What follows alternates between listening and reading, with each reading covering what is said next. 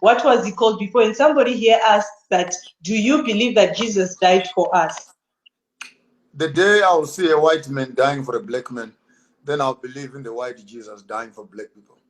As far as I'm concerned, the black man is still hanging on the cross, surrounded by the two thieves on the left and on the right.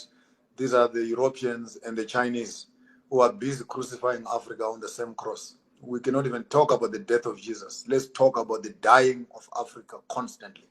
Let's not create theology of poverty and misery and glorify the death of Jesus when our brothers and sisters are still dying. The death of Christ, therefore, is a symbolic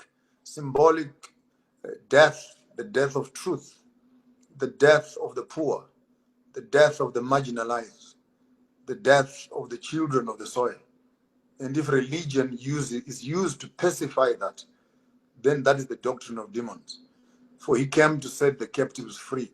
And until Africa is free, there's no Jesus who has died on the cross. We are still dying to date. It cannot take one man to save the whole world. Yet we have 20 million Africans who drowned in the sea during slave trade. Is this God not tired of drinking blood? How much more blood does he need? Can you look at Congo? Give me the 15 million that died, plus the 25, 35 million. Calculate all the wars that have been fought in Africa. How many more millions? You tell me that all this blood that has been spilled is worth nothing, except the blood of one man who hung on a cross. So theology must not be used to create a sympathy for the white man. Theology must be used to evoke the African to start thinking, have we come down from the cross yet? Or the Romans, they have not changed. They're still Europeans.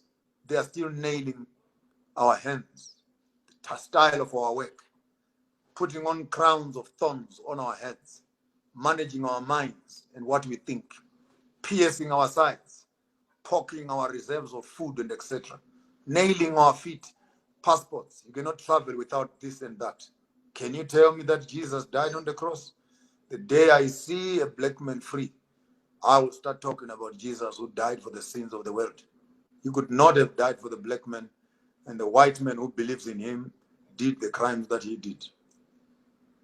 Oh, Bishop. So now, if this is what you're saying, that until you see a black man free, then you now believe that Jesus died for us. Then you still say that you still go to, sometimes you still go to SDA with your family. Then why are you going there? I'm a third generation Adventist in my family. A journey I've been pursuing for the past 52 years. You grow. And the shoes I was putting on when I was in primary school, I can no longer put on the same shoes. Going to a church, unless it has become patriotism, that you go to a church so that you feel like you belong. And once you belong to a church, you are not allowed to think. Therefore, shut up because you go to church. Don't think. Because apparently when you enter a church, you must surrender your sanity, you must surrender your brains, you must surrender your critical mind. To become a member is actually selling your conscience. Bishop, and many people also believe that Christianity is the way to make heaven. Does it mean that our forefathers who died before Christianity was brought to Africa didn't or won't make heaven? The paganism of making an African wait for the heaven in the sky when the European is eating the heavens on earth is another doctrine of demons. Therefore, education and religion has become a passport of escaping from poverty. I don't want that religion at all.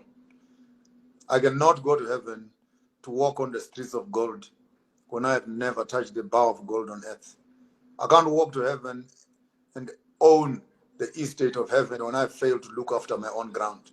Question: if God wanted us in heaven, why did he create us on earth? Now it's a big mission to kill all of us and resurrect us and move us to heaven for 1,000 years and bring us back here again. Why the bother? To kill people during the times of Noah and to preserve the devil. To kill your own son and you don't kill the devil. And apparently you must wait until the end of time to kill the devil. Why kill your son when you can kill the enemy yourself?